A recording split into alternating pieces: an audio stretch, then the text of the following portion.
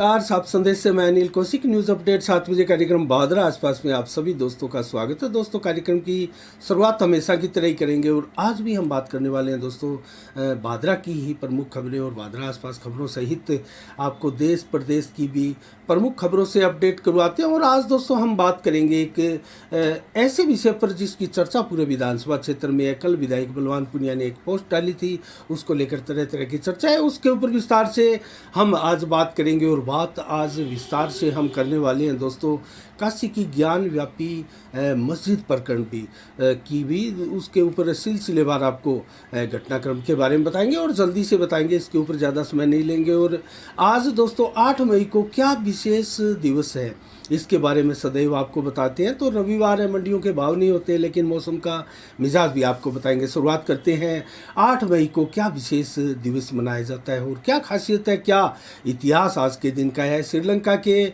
महान क्रिकेटर मुथैया मुरलीधरन ने test cricket में दोस्तों आज के दिन 8 मई को 521 विकेट लेकर एक विश्व रिकॉर्ड अपने नाम किया था 2004 में।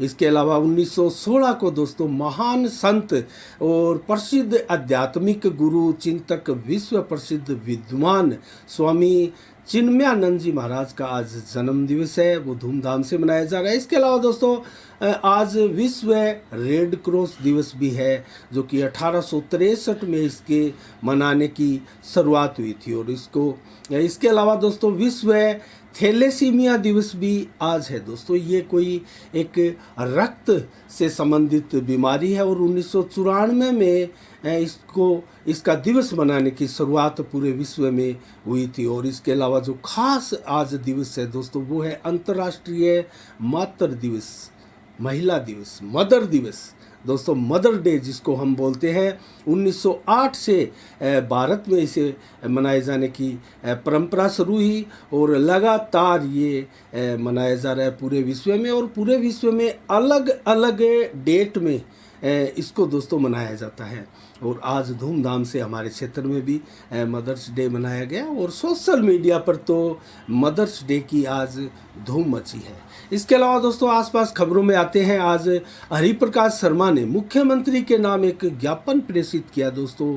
फिर वही समस्या उठाई नगर पालिका की और आरोप लगाया नगर पालिका के अधिशासी अधिकारी पर और नगर पालिका के चेयरमैन पर कि यहाँ कोई काम नहीं होता है और किसी प्रकार की यहाँ संवेदनशीलता नहीं है। लोग परेशान होते हुए नगर पालिका क्षेत्र में देखे जाते हैं और जो अधिशासी अधिकारी है जो काफ़ी दिनों से नहीं है दोस्तों, उसकी एक प्रकार से पूर्णकालीन अधिशासी अधिकारी की मांग भी की है, क्योंकि अधिशासी अधिकारी का जो पदभार वर्तमान में है वो एसडीएम महोदया शकुंतला चौधरी के पास है दोस्तों। और कोई काम नहीं है और सैकड़ों फाइलें अटकी होने का भी आरोप लगाया गया है। तो इसको लेकर 2 मई से दोस्तों वो शहरों के संग अभियान भी चल रहा है, जिसमें बड़ी संख्या में पट्टे बनाने का एक संकल्प राजस्थान सरकार का है, लेकिन अधिकारी न होने की वजह से इस काम में भी बहुत भारी रुकावट और विलम्ब आ रहा है। और ये कार्य नगर पालिका के टाउन हॉल में ही शिविर के रूप में किया जा रहा है, लेकिन बहुत बाधित हो रहा है। इसके अलावा दोस्तों भादरा में पुलिस टीम की और जिला विशेष टीम नोहर की एक अच्छी सफलता मिली। 10 ग्राम चिट्टे के साथ विनोद कुमार पुत्र रणजीत सैनी को गिरफ्तार किया गया दोस्तों। 22,100 रुपये भी उसके पास से बरामद की गए और फरीदाबाद से चिट्टा लाने की बात भी उन्होंने कबूल किया। और पुलिस ने एनडीपीएस में मामला दर्ज करके छानबीन शुरू कर दी और लगभग बताया जा रहा है कि 1.5 दर्जन से अधिक मुकदमे इसके ऊपर पहले से भी है और पुलिस थाना भादरा के ये हिस्ट्री शीटर है।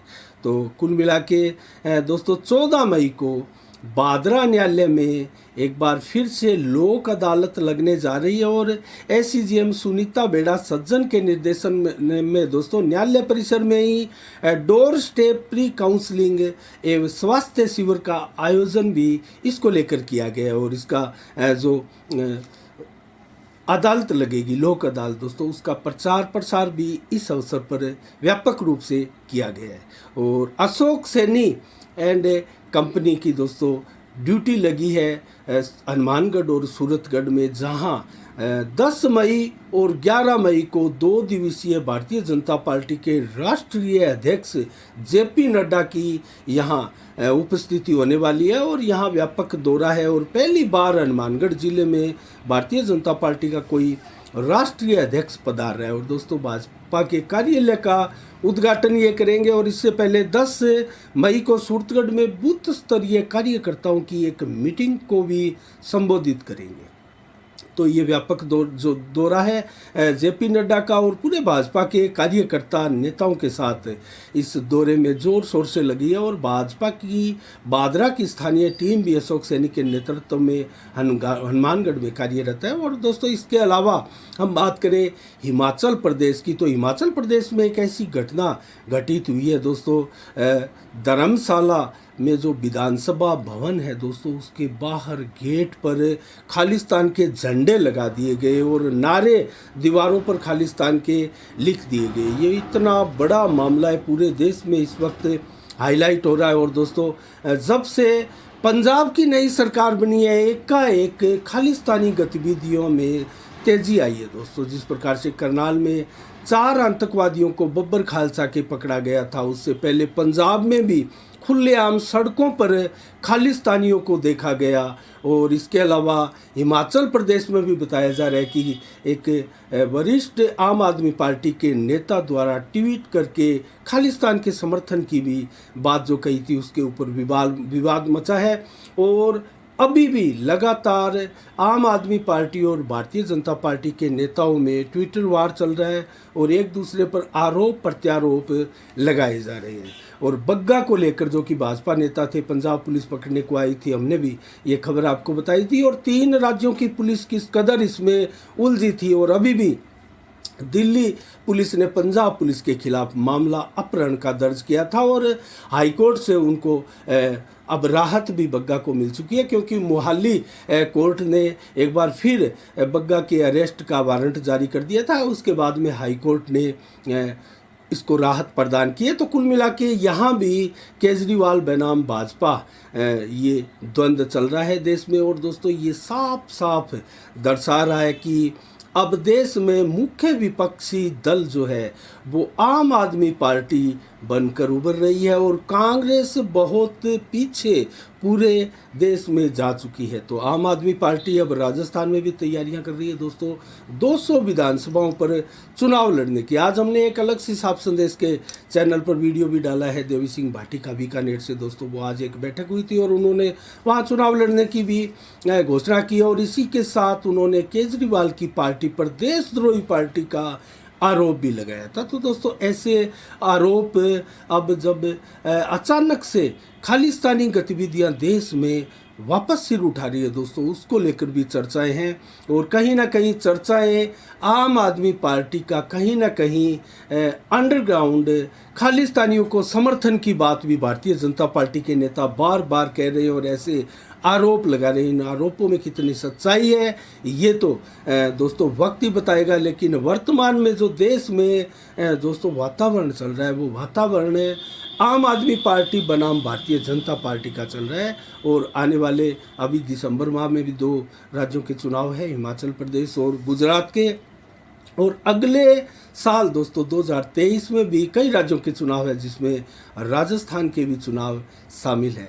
तो कुल मिला के राजस्थान में भी गतिविधियां चल रही है। और जिस प्रकार से करौली के बाद जोधपुर में सांप्रदायिक हिंसा हुई, दंगे हुए और उसके बाद में लगातार ही दोस्तों छिटमुट की घटनाएं कई अन्य जिलों से भी आई है, वो बड़ी चिंता का सबब है। और ऐसे में जब देश का वातावरण दोस्तों बताया जा रहा है कि एक प्रकार से आपसी सामंजस्य का अभाव नज़र आने लगा है और कई जगह सांप्रदायिक हिंसा की घटनाएं हुई है, उसके पीछे कौन सी ताकतों का हाथ है और किस प्रकार की गतिविधियां या साजिश देश के प्रति चल रही है, उसके ऊपर से पर्दा उठाना बहुत ज़रूरी है। क्योंकि दिल्ली में भी जो सांप्रदायिक हिंसा हुई थी, उसको लेकर भी दोस्तों लगातार खबरें आ रही है और धरपकड़ की जा रही है। और जो 100 से अधिक CCTV फुटेज मिले थे, उसके आधार पर गिरफ्तारियां भी व्यापक स्तर पर की जा रही है। इसके अलावा दोस्तों बहरू छानी और गड्डी छानी के बीच में जो बादरा कस्बे में एक प्रकार से वो वातावरण इस प्रकार से हुआ था और चौराहे पर शराब ठेकेदारों पर गोलियां चलाने की जो वारदात हुई थी, घटना हुई थी, वो 6 फरवरी की घटना थी। लेकिन उसमें दोस्तों 2 गिरफ्तारियां अब तक हो चुकी है। सुरेंद्र कुमार को भी गिरफ्तार किया गया, इससे पहले नरेश कुमार को भी गिरफ्तार किया जा चुका था। इसके अलावा दोस्तों दुर्लभ सत्संग जो कि बादरा में 2 मई से लगातार चल रहा था, वो 8 मई को आज इसका विधिवत समापन हो गया और प्रसिद्ध संत विजयानंद गिरी जी महाराज के मुख से एक प्रकार से 7 दिनों से क्षेत्र के बड़ी संख्या में धार्मिक प्रेमियों ने दोस्तों पुण्य लाभ कमाया और इस सत्संग का भरपूर लुत्फ उठाया, लाभ उठाया। और आज भी प्रातः 9 बजे दोस्तों सत्संग से पूर्व स्वामी विजयागिरी जी महाराज जो है वो राम रोटी सेवा जो कि कस्बे की प्रमुख और बहुत ही शानदार ऐसा संचालन करने वाली सेवा है कि दोस्तों गरीबों को यहाँ दोनों टाइम में भोजन मिलता है। और स्वामी जी ने भी बहुत प्रशंसा की, जो 3 लोग इस राम रोटी सेवा का संचालन कर रहे हैं उनकी भी, और सबसे बड़ा पुण्य बताया दोस्तों गरीबों को भोजन करवाना, ये बहुत बड़ा और एक प्रकार से सीधा सीधा परमात्मा का सानिध्य पाने के बराबर इस कार्य को बताया। और इसके अलावा दोस्तों हम बात करेंगे आज बलवान पुनिया ने जो कल ट्वीट किया था, और उस ट्वीट के दौरान जो फेसबुक बाल से दोस्तों पोस्ट की थी, माफ़ कीजिएगा, उस पोस्ट के ऊपर जो चर्चा क्षेत्र में है दोस्तों, उस चर्चा के ऊपर हम विस्तार से आज बात करेंगे। और इससे पहले दोस्तों हम बात करेंगे आज जो ज्ञान व्यापी मस्जिद है और जिसके अंदर सर्वे की कार्रवाई सर्वे टीम द्वारा कमिश्नर के नेतृत्व में की जा रही थी, एक वकील को नियुक्त किया था। इसको लेकर इसका सिलसिलेवार आपको विधिवत इसका बताते हैं क्या ये विवाद है और किस प्रकार से इस विवाद का आगे निपटारा हो सकता है और किस प्रकार इसमें विवाद भी उत्पन्न हो सकता है। दोस्तों यहाँ हिंदू पक्ष का जो दावा है, अगर उसकी बात करें हिंदू पक्ष के दावे की, तो उनके द्वारा कहा जा रहा है कि इसके नीचे 100 फीट ऊंचा एक आदि विश्वेश्वर जी का स्वयंभू ज्योतिर्लिंग है। दोस्तों शिव जी महाराज का यहाँ साक्षात निवास बताया जा रहा है, जो करीब 2050 साल पहले महाराजा विक्रमादित्य ने बनाया था, ऐसा हिंदू पक्ष के लोगों का कहना है। लेकिन मुगल सम्राट औरंगजेब ने साल 1664 में मंदिर को तुड़वाकर यहाँ मस्जिद को स्थापित कर दिया था। उसके बाद में लगातार इसमें विवाद की भी स्थिति रही है और सोनलाल आर्य एक पुराने इसके याचिकाकर्ता भी है, उन्होंने इस विवाद को उठाया था। और अगर कोर्ट का और इस विवाद का हम विधिवत अध्ययन करें और आपको मैं बताऊं तो 1991 में दोस्तों पहली बार मुकदमा करके पूजा की अनुमति मांगी गई थी हिंदू पक्षकारों द्वारा 1991 में। उसके बाद 1993 में इलाहाबाद हाईकोर्ट ने यथास्थिति को बहाल रखने के आदेश दिए थे 1993 को। इसके बाद में 2018 को सुप्रीम कोर्ट ने स्टे ऑर्डर की वैधता 6 महीने तक आगे बढ़ा दी थी।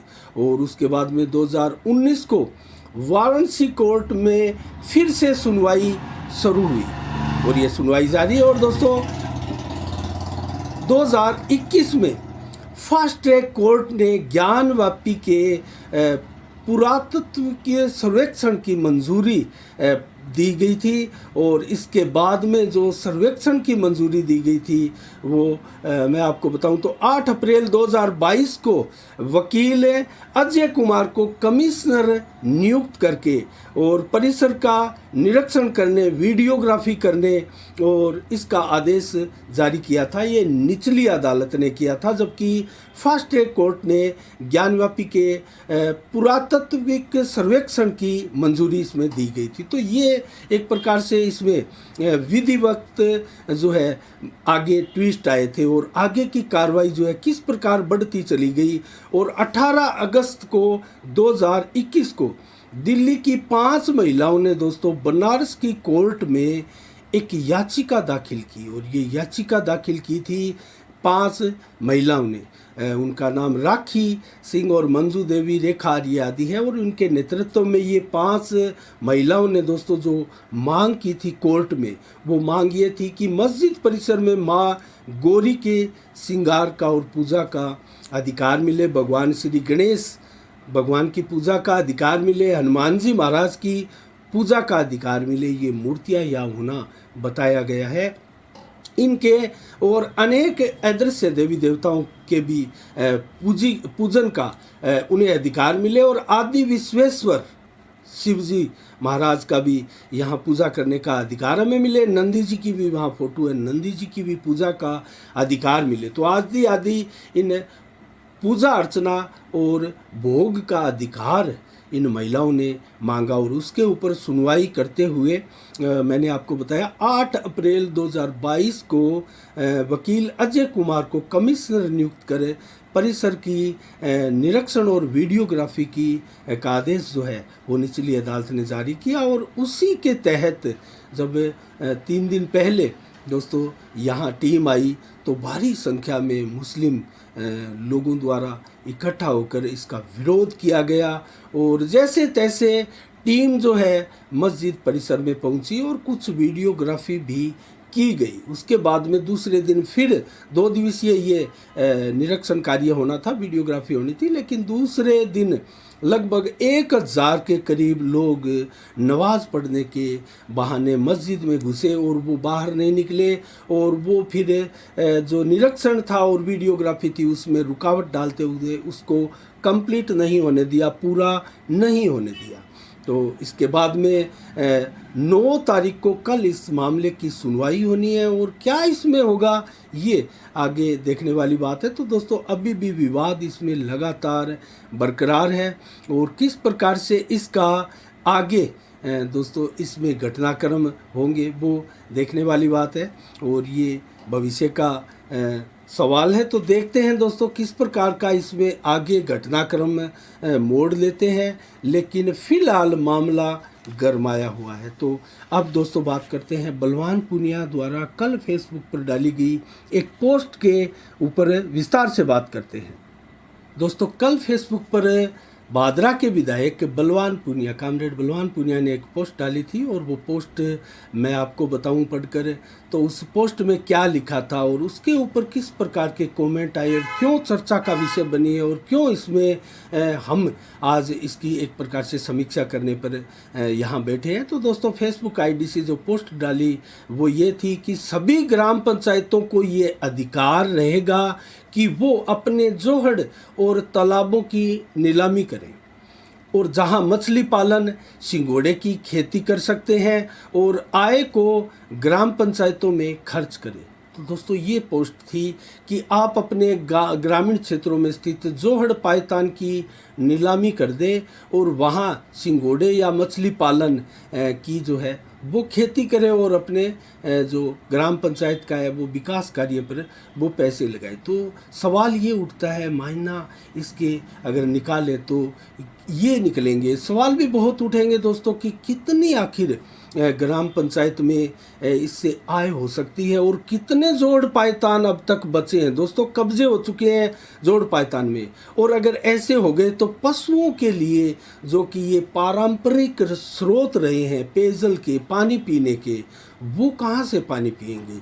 तो विधायक महोदय से दोस्तों ऐसी उम्मीद तो नहीं थी, लेकिन अब हम आपको पढ़कर सुनाते हैं उनके कुछ जो मैक्सिमम कमेंट आए हैं, उन्हीं के लोगों के कमेंट ज़्यादा आए हैं, और उन्होंने ही बलवान पूनिया को एक प्रकार से कटघरे में खड़ा कर दिया कि आपने ये कैसी पोस्ट डाली। दोस्तों मैं जिक्र कर रहा हूँ बलवान पूनिया का इसलिए क्योंकि ये वही बलवान पूनिया है जो चुनाव के दौरान भी और अभी भी नरेंद्र मोदी प्रधानमंत्री देश के, उनके निजीकरणों की, किसी भी क्षेत्र में निजीकरणों का पुरजोर से विरोध करते हैं, और विधानसभा में भी ऐसे मुद्दे उठाते रहते हैं, और आज खुद बात कर रहे हैं, पैरवी कर रहे हैं जोड़ तालाब बेचने की। और दोस्तों किस मुंह से फिर ये कहते हैं, और संजीव बेनीवाल पर आरोप लगाए थे कि आपने जोड़ पायतानों को बेच दिया, नीलाम कर दिया। वो तो लोगों के रहने के लिए फिर दिया होगा ना, लेकिन वो भी गलत था और उसकी सज़ा जनता ने संजीव बेनीवाल को दी थी। 10 साल सत्ता से दूर रखा था और आप भी फिर उसी डर्रे पे आ गए, उसी एक गलतियों पर आ गए, निर्णय पर आ गए कि जो जोड़ पायतान है उसको अब नीलामी करने की आपने सोच ली और अपने सरपंचों को जो है आदेश दे दिया कि आप उनको नीलाम कर सकते हैं। आपने एक बार भी ये नहीं लिखा और ये नहीं सोचा कि पशु पानी कहाँ पिएंगे, गाय पानी कहाँ पिएगी, भैंस पानी कहाँ पिएंगे, ऊंट पानी कहाँ पिएंगे। और जो और पशु है, बकरी है, भेड़ है, इसके बड़े बड़े टोले होते हैं और वो चरवाहा जो है उनको घुमाकर जब लाते हैं तो ऐसे जोड़ पायतानों में जो पानी होते हैं उसमें पानी पिलाते हैं ऐसे पशुओं को, तो वो पानी कहाँ पिएंगे। आपने इसके बारे में कैसे नहीं सोचा? आप इतने असंवेदनशील कैसे हो गए विधायक महोदय? और आपने अब दोस्तों मैं जल्दी से आपको बता देता हूं कि विधायक महोदय की इस पोस्ट के नीचे क्या क्या कमेंट उन लोगों के आए, क्षेत्र के लोगों के आए, विधानसभा के लोगों के आए। दोस्तों, गाय भैंस पानी कहाँ पिलाएंगे, ये सवाल बहुत से लोगों ने विधायक महोदय से किया है। और पानी है नहीं, मछली कैसे पालेंगे, ये सवाल भी बहुत से लोगों ने किया कि पानी है ही नहीं। और कई लोगों ने तो ये भी लिखा कि पीने के लिए पानी नहीं है और सिंगोड़े और मछली पालन फिर कैसे होगा। आपने नहरों का सत्यानाश कर दिया, पानी की स्थितियां आपने खराब कर दी और पानी के लिए क्षेत्र में आंदोलन हो रहा है। ऐसे में हम सिंगोड़े कैसे उगाएंगे और कैसे मछली पालेंगे। और कुछ लोगों ने लिखा कि पहले जो कुछ गाँव में तालाब में मछलियाँ पाली हुई थी वो बगैर पानी के मर रही है, तो ऐसे में कैसे होगा मछली पालन। इसका मतलब विधायक महोदय की गणना नहीं है और पूरे विधानसभा क्षेत्र के गांवों की समस्याओं के उनके दिमाग में आंकड़े नहीं हैं और उनकी लोकेशन विधायक महोदय भूल चुके हैं। तो दोस्तों, इसके अलावा 90% जोहड़ तालाब नेताओं के चेलों के कब्जे में है, ऐसा भी लोगों ने लिखा। और उनके ऊपर और कुछ लोगों ने ये लिखा कि सरपंच और विधायक महोदय की ये सांठ-गांठ है, ये मिली भगती है। और कुछ लोगों के कमेंट इस प्रकार से भी आए। और जोहड़ गांव में छोड़े ही कहाँ हैं, ऐसे भी बहुत से लोगों ने पोस्ट की। और पीने के पानी नहीं, मछली कैसे पालेंगे, और पानी के अभाव में मछलियाँ मर गई। जोड़ निजीकरण की छूट आपने दी तो दी कैसे, ये उम्मीद आपसे विधायक महोदय नहीं थी, ऐसे भी कमेंट है। और प्रधानमंत्री पर निजीकरण के आरोप लगा रहे थे, अब खुद निजीकरण की पैरवी कर रहे हैं। या तो फिर अब प्रधानमंत्री नरेंद्र मोदी की तारीफ करना शुरू कर दीजिए, वो सही हो गए और आप भी उसी राह पर चल पड़े हैं। तो फिर कौन सही था, आप आज सही है या फिर नरेंद्र मोदी सही है? तो दोस्तों, कुल मिला के ऐसी प्रतिक्रियाएं अनेकों विधायक बलवान पूनिया की वाल पर, फेसबुक वाल पर आई है और बड़ी संख्या में 150 के करीब कमेंट्स वहां आए हैं। और लाइक भी विधायक महोदय को खूब मिलते हैं क्योंकि क्षेत्र के पॉपुलर विधायक हैं और राजस्थान के जाने माने विधायक है। बल्कि हम तो ये कहते हैं कि राजस्थान के सबसे ताकतवर विधायक बलवान पूनिया हैं। तो ये कैसी पोस्ट बलवान पूनिया द्वारा डाली गई है दोस्तों? पशु आखिर पानी कहाँ पिएंगे?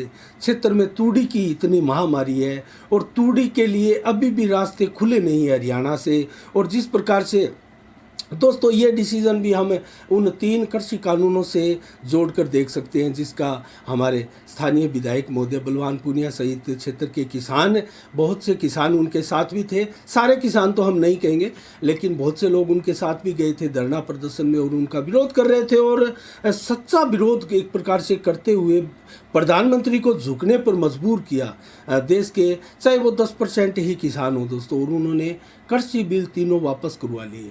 अगर जो तूड़ी की समस्या आई है, अगर ये कृषि बिल होते तो दोस्तों ये समस्याएं नहीं आती, क्योंकि उस बिल में प्रावधान भी इसी प्रकार से थे कि किसी भी राज्य का किसान किसी भी राज्य में अपनी फसलों से संबंधित सारी चीज़ें, फसलें बेच सकता है, उसके लिए कहीं कोई बाध्यता नहीं है। और मन वांछित फल अपनी फसलों के पाने का हक किसानों को है। तो इस प्रकार के प्रावधान, उसमें छूट वो किसानों के लिए थी। लेकिन दोस्तों उसका जिक्र करने से फ़ायदा नहीं है, क्योंकि अब तो वो कानून वापस आने वाले हैं नहीं, वो कानून जा चुके हैं। तो कुल मिला के ये जो स्थिति थी उसके ऊपर विधायक महोदय एक बार आवाज़ बुलंद करके एक रैली निकाली थी और भूल गए, और उसके बाद में उसके ऊपर कोई चर्चा नहीं है, कोई प्रयास नहीं है। मुख्यमंत्री का कहीं कोई इसमें कमेंट नहीं आया, किसी प्रकार का ट्वीट नहीं आया, किसी प्रकार का उनका जो है सार्वजनिक मंच से या मीडिया के क्षेत्र से उनका कोई भाषण ऐसा नहीं आया कि हरियाणा के साथ इस प्रकार के समझौते कर क्षेत्र के लोगों को तूड़ी को लेकर राहत प्रदान करे। तो बलवान पूनिया को ये प्रयास करने चाहिए थे, और इस प्रकार की अनगढ़ पोस्ट जिसके ऊपर आपके ही समर्थकों के कमेंट जो है वो ऐसे आए, तो ऐसी पोस्टों से इस संवेदनशील पद पर बैठे विधायक महोदय को बचना चाहिए। और अगर नहीं बचना चाहिए तो रियल में इसके क्या फ़ायदे हैं, किस प्रकार से इस निजीकरण से किसानों को फ़ायदा मिलेगा, वो विस्तार से आप आकर लाइव आकर बताइए, ताकि क्षेत्र के लोग जो है आपकी बात से सहमत हो। ज़रूरी नहीं है कि प्रधानमंत्री नरेंद्र मोदी जी ने निजीकरण को कर रहे हैं और वो आपकी नज़र में गलत है या लोगों की नज़र में गलत है, वो सारे ही गलत हो, या आप जो निजीकरण की बात कर रहे हैं वो गलत हो, ये ज़रूरी नहीं है, वो सही भी हो सकते हैं। लेकिन उसको आप लाइव आके जनता के सामने एक एक चीज़ उसकी आप रख कर तो बताएं, और साथ में ये भी बताएं कि मैंने जो निजीकरण की बात की है वो प्रधानमंत्री नरेंद्र मोदी के निजीकरण से किस कदर जुदा है, अलग है, ये भी आप बताइएगा। क्योंकि आपके निजीकरण का भी क्षेत्र के सभी किसानों पर और गाँव में इसका असर होगा। और जोड़ पायतान कितने बचे हैं ये भी संख्या आप बताइए, और इसके अलावा पानी कहाँ से आएगा ये भी आप बताइए। पेड़ लगाने की आप नहीं कह रहे हैं, क्योंकि जब हरियाली होगी, पेड़ होंगे, पर्यावरण का संरक्षण हम करेंगे तो बरसात ज़्यादा होगी, क्लाइमेट्स बदलेगा। इन चीज़ों के प्रति आपका क्या रुझान है, क्या आपकी ओपिनियन है, क्या आपके विचार है, ये भी जनता से साझा करिए, और हर चीज़ को आप खुल कर बताइए, ताकि जिन कमेंट्सों का आप सामना कर रहे हैं अपनी पोस्ट के नीचे, ऐसे कमेंटों का आप सामना ना करें। और कुल मिला के आप सबसे बड़े जनप्रतिनिधि है क्षेत्र के, और आपके कंधों पर पूरे क्षेत्र के विधानसभा के सारी समस्याओं का और निराकरण का भार है, वो भार आप बढ़िया तरीके से वहन कीजिए। और दोस्तों आज के इस समीक्षात्मक कार्यक्रम में इतना ही। 7 बजे में कल ठीक शाम 7 बजे फिर आपसे रूबरू होंगे नई खबरों से और नए समाचारों के साथ। और उससे पहले मैं आपको बता देता हूँ मौसम का मिजाज। दोस्तों आज 8 मई है और आज 42 से 44 डिग्री टेम्परेचर कस्बे में रहा। 11 से 14 किलोमीटर की रफ्तार से हवाएं चली। मात्र 15 से 20% बादल दिन भर छाए रहे। रात्रि को भी इसी प्रकार से बादल छाए रहेंगे।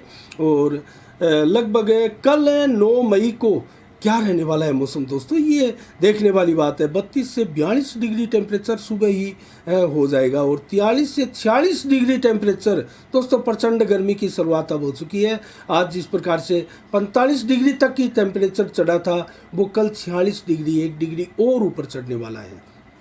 तो शाम तक भी 38 से 44 डिग्री टेम्परेचर रहने वाला है और 10, 15, 20% ही बादल दिन भर छाए रहेंगे और रात्रि को भी मात्र 23% बादल छाए रहेंगे। तो जो हवा है वो 11 से 32 किलोमीटर की रफ्तार से तेज़ी के साथ चलेगी। मिनी तूफान का सा एहसास होगा और इसी के चलते परिवर्तनशील मेघ तो ज़रूर नहीं होंगे। बरसात की कोई संभावना है नहीं। मौसम बिल्कुल साफ रहेंगे। आंशिक रूप से बादल ज़रूर छाए रहेंगे। तो आज के शाम के 7 बजे में इतना ही। कल ठीक शाम 7 बजे फिर मिलते हैं। तब तक के लिए दोस्तों आप अपना बहुत बहुत ख्याल रखिएगा। मुझे दीजिएगा इजाज़त। साफ संदेश से मैं अनिल कौशिक। नमस्कार। जय भारत, जय जय राजस्थान।